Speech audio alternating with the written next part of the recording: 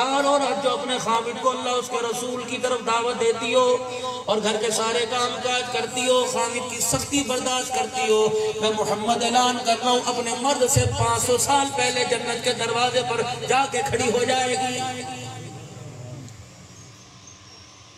इस औरत का कितना एजाज परवरदिगार आलम के प्यारे हबीब ने अल्लाह से पूछ के बतला दिया। फरमाया ये औरत है, फरमाया जन्नत की हूर अपनी जगह, उनका हुस्न अपनी जगह, उनकी जवानी अपनी जगह, उनकी खूबसूरती अपनी जगह, उनकी बड़ी बड़ी आंख, उनकी गाल, उनके चेहरे की रंगत अपनी जगह। फरमाया जो औरत अल्लाह के हुक्मों को नबी की शरीयत के मुताबिक जिंदगी गुजार के जाएगी, अल्लाह जन्नत में महल देगा, महल के अंदर खुदाम नौकरानियां देगा, जन्नत के अंदर हूरें अता फरमाएगा। इस औरत को तमाम हूरों की, तमाम खुदामों की सरदारन बनाएगा। इतना बड़ा एजाज अल्लाह जल्ला शानू ने इस औरत को दे दिया कि इस गोद को नबियों का झूला बनाया, इस गोद को वलियों का झूला बनाया। लेकिन डेरे गाजी खान वालों, आपकी मेरी समझ में आज तक नहीं आया, तुझे इसके हाथ का जायका खाना पसंद आया लेकिन इसकी जुबान का बोल पसंद नहीं आया है।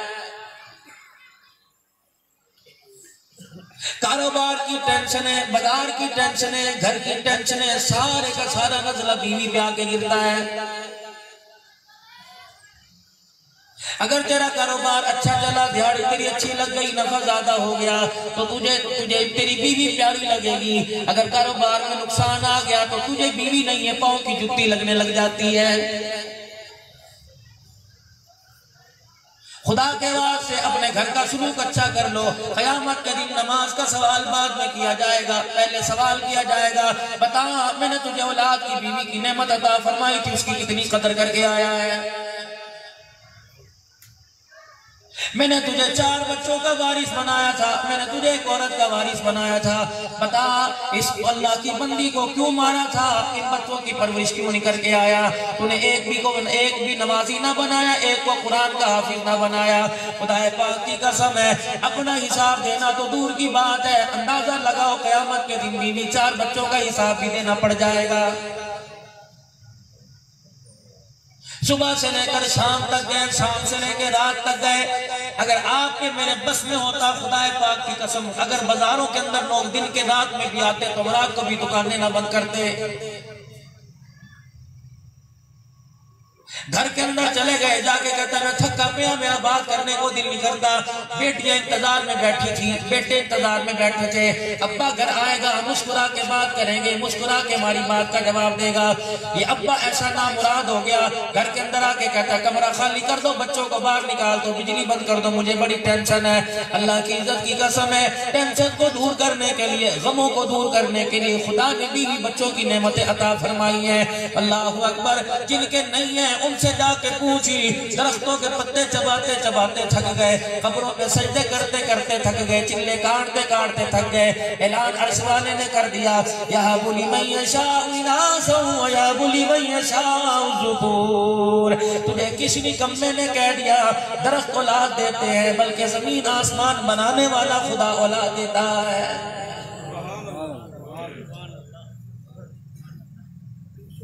उनसे पूछ जिन्होंने पालक बच्चे पाले हुए हैं, उनसे पूछ जिन्होंने भाइयों की औलाद लेके पाली हुई है, उनसे पूछ जिन्होंने लवारिस बच्चे लेके पाले हुए हैं, उनसे पूछ एक घर के अंदर, ये तो अल्लाह की तकसीम है, एक माँ के पेट से 2 बेटे पैदा हुए, 2 भाई पैदा हुए, एक को अल्लाह जल्ला शानू ने बड़ा मकान दे दिया, बड़ी दुकान दे दी, एक को अल्लाह जल्ला शानू ने शादी करवाई, हसीन औरत दे दी, 10-10 बच्चे दे दिए। उसी माँ के पेट से पैदा होने वाला दूसरा भाई, उसे सीढ़ी लगाने के पैसे कोई नहीं, उसके पास औलाद कोई नहीं। तेरे घर के बेड़े में 10-10 बच्चों का शोर आता है, उसके घर के बेड़े के अंदर एक भी बच्चे का शोर कोई नहीं। तेरे घर के अंदर 10-10 बच्चों के हंसने की आवाज आती है, उसके घर के अंदर चिड़िया की बोलने की आवाज नहीं आती। जाओ उससे जाके पूछी, खुदाए पाक ने तुझे औलाद नहीं दी, बता तेरी जिंदगी की बहारों का गुजारा कैसे हो रहा है। परवरदिगार आलम ने औलाद अता फरमाई। पहले औलाद नहीं थी, रो रो के मांगा करते थे, अब अल्लाह जल्ला शानू ने औलाद अता फरमा दी। माए कह रही हैं, बाप कह रहे हैं, पता नहीं कौन सा दिन आएगा जब जान छूटेगी, स्कूल खुल जाएंगे, पता नहीं कौन सा दिन आएगा। मैं तो चाहती हूँ सुबह से लेकर शाम तक स्कूल में रहे, उसके बाद ये ट्यूशन चला जाए।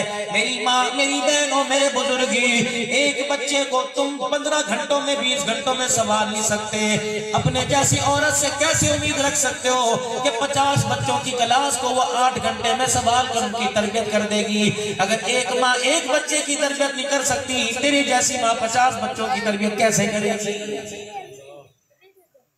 वो तो कहेगी महीना पूरा हो गया, लाओ फीस लेके आओ।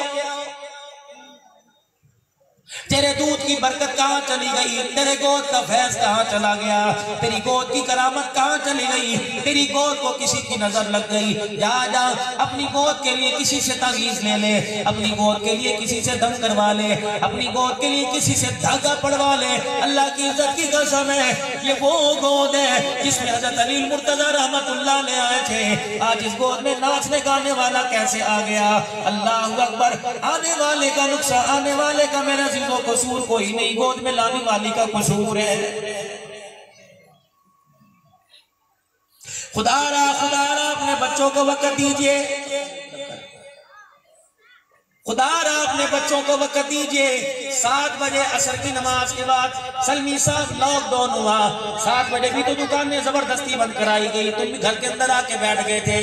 कितना सुकून था, नींदें तुम्हारी पूरी होने लग गई। कितना सुकून था, अपने बच्चों की खबरगिरी करने लग गए। कितना सुकून था, तुम्हारा बच्चा तुम्हारे से डरता था, अब्बा घर के अंदर है बाहर नहीं जाऊंगा।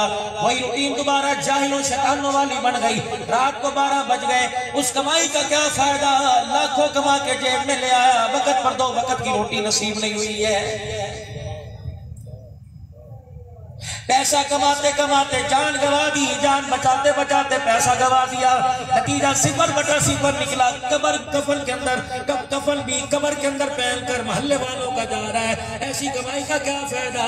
बाल सफेद हो गए, दांत टूट गए, जिस्म ढीला पड़ गया, अज़ा कमजोर हो गए, आंखों पे ऐनक आ गई, हाथ में डंडा आ गया। ऐसी कमाई का क्या फायदा? अपनी कमाई से अपना कफन भी पहन के कबर में नहीं गया है।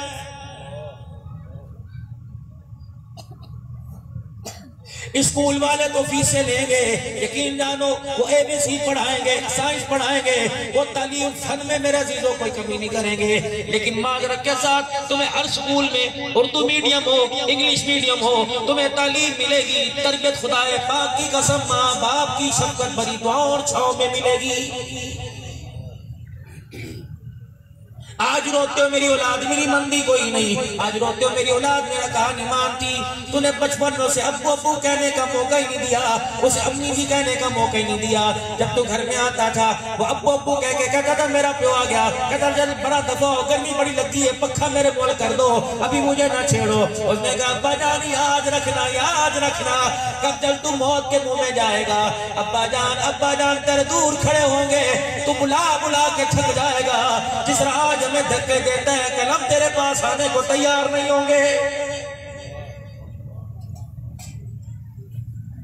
तुझे अस्पताल छोड़ के आ जाएंगे, नर्सों के हवाले करके आ जाएंगे, कंपाउंडर के हवाले करके आ जाएंगे। अब्बा तेरे इलाज के लिए पैसा तो खर्च करेंगे, अब्बा तेरी टांगों में दर्द होगा लेकिन पाँव एक बच्चा भी नहीं दबाएगा।